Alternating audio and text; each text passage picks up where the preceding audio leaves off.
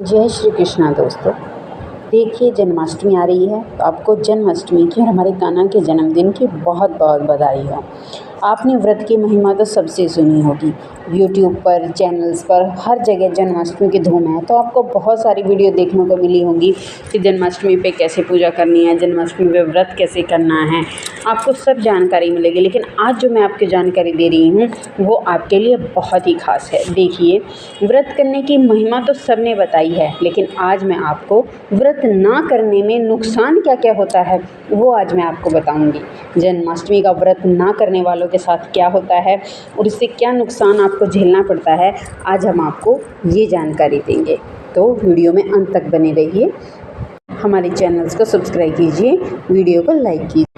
देखिए, ब्रह्मवर्त पुराण में भगवान नारायण श्री नारद जी को बताते हैं कि हे नारद, जो मनुष्य जन्माष्टमी का व्रत नहीं करता वह मात्रगामी और ब्रह्म हत्या के पाप से युक्त हो जाता है। देखिए, मात्रगामी बहुत बड़ा वर्ड होता है। जो भगवान के जन्म पर भोजन करता है वह मात्रगामी हो जाता है और करोड़ों जन्म के उसके सब पुण्य नष्ट हो जाते हैं। देखिए, जन्माष्टमी को व्रतराज की संज्ञा दी गई है शिव महापुराण में। इसको व्रतराज कहा गया और इसके करने से आपको 100 करोड़ एकादशी का व्रत का पुण्य मिल जाता है और आपके जन्मों जन्मों के पाप नष्ट हो जाते हैं। लेकिन अगर आप व्रत नहीं करते हैं तो आपको ब्रह्म हत्या के दोष लग जाता है और आपका पाप 100 जन्मों के पाप के बराबर हो जाता है। जैसे 100 ब्रह्म हत्या का, 100 ब्राह्मण हत्या और गौ हत्या का पाप होता है। देखिए, और जो व्रत नहीं करते वो देव कार्य और पितृ कार्य, जो भी आप यज्ञ करते हैं, अनुष्ठान करते हैं या अपने पितरों के लिए श्राद्ध करते हो, तो उसके लिए वह मनुष्य अयोग्य हो जाता है। पितृ और देव उसके किए हुए तर्पण को स्वीकार नहीं करते। इसीलिए आपको जन्माष्टमी का व्रत अवश्य ही करना चाहिए। दूसरी बात क्या कही गई है कि जो मनुष्य जन्माष्टमी का व्रत नहीं करता है वह कालसूत्र नरक में जाता है। कालसूत्र नरक का वर्णन गरुड़ पुराण में आता है। उसमें कहा गया है कि उसको शूल जैसे कीड़े नित्य उसको खाते रहते हैं, करोड़ों वर्षों तक उसको वो नरक भोगना पड़ता है। अगर भारत में करोड़ों वर्षों के बाद भोगने के बाद भी अगर जन्म मिल जाता है भारतवर्ष में, तो 60 जन्मों तक वो पशुओं को पालने वाला बनता है। 100 जन्मों तक हिंसक पशु बनेगा, 7 जन्मों तक गीदड़, 7 जन्म तक सर्प, 7 जन्म तक कौवा और फिर गूंगा होकर गलकुष्ठ रोग वाला व्यक्ति बनेगा और अंत में दुर्गति प्राप्त होते हुए जन्म न करने के कारण ये सारी दुर्गति जो है उस इंसान की हो।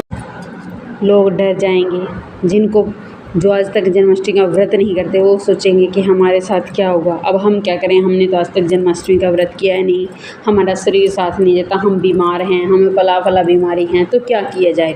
तो उनके लिए भी भगवान नारायण ने एक युक्ति बताई हुई है, हमारे शास्त्रों में ये वर्णित है। देखिए, कोई मैं बनी बनाई अपने से बात नहीं कह रही हूँ, ये बात ब्रह्मवर्त पुराण में स्वयं भगवान नारायण जी नारद जी को बता रहे हैं कि जो व्यक्ति व्रत नहीं कर सकता उसको क्या करना चाहिए। वो व्रत उपवास ना कर सके तो वो ब्राह्मण को भोजन कराए, उतना दान करे कि एक ब्राह्मण 2 बार भोजन कर सके। तो इससे क्या होगा, आपको जन्माष्टमी के पुण्य प्राप्त होगा और हाथ जोड़कर प्रार्थना करेंगे, हे प्रभु, मैं जन्माष्टमी का व्रत नहीं कर सकता तो उसके निमित्त मैं ये दान कर रहा हूँ, जिससे आपको जन्माष्टमी के व्रत के समान ही पुण्य प्राप्त होगा।